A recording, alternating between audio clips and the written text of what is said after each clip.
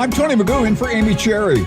This local news is a service of Flagler County's Toyota dealer, Beaver Toyota, here to wow you. Well, in voting for the proposed 2018-19 tax rate in July, City Commissioner Chairman Rick Bellhumer said that he would oppose it if the rate wasn't changed when the final budget came before the board. The other commissioners on the board agreed with him. It came as no surprise that this week they got what they wanted. They shot high with a proposed budget rate of $650 per $1,000 of taxable property value, hoping that it would be reduced. That's because it's easier and more cost-effective to reduce the rate during the budget process than to increase it. This is how the city has done things for the last couple of years. On Thursday night, commissioners unanimously approved a tentative tax rate of $5.39 per $1,000 of taxable value, a modest 0.6% increase over last year's rate of $5.36. The city expects to raise $3.5 million of the total $15 million plus spending plan through property taxes. So for the owner of a $225,000 home with a $50,000 homestead exemption, next year's tax bill will be $943. The city's second and final budget hearing is set for 5:01 p.m. September 27th. This portion of WNZF Local News, a service of the Daytona Beach International Airport. Fly to the Big Apple in a New York minute on JetBlue from the Daytona Beach International Airport.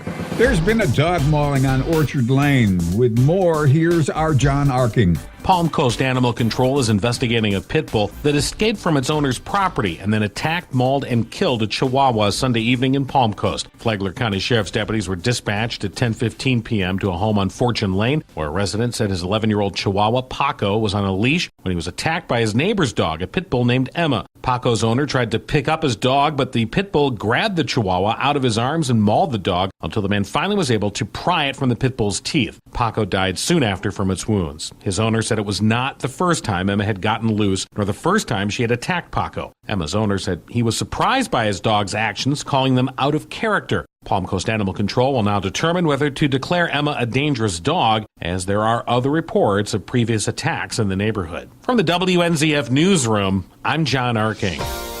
On Monday, a man suspected in the shooting of Antonio Perez in the back turned himself in at the Volusia County Branch Jail. Zachary Ziggy Dreiling, 20, is accused of shooting Perez, 35, while he sat in his vehicle, said Volusia County Sheriff spokesman Andrew Gant. Dreiling is charged with 2 counts of attempted first-degree murder. Another suspect in that shooting, Stanley Jones, 31, who was cooling it in jail on a grand theft charge, was charged with 2 counts of principal to attempted first-degree murder. Investigators said that Jones was the wheelman when this all happened at 1049 Kenmore Street back in August. Perez was rushed to Central Florida Regional with 2 bullet wounds in the back.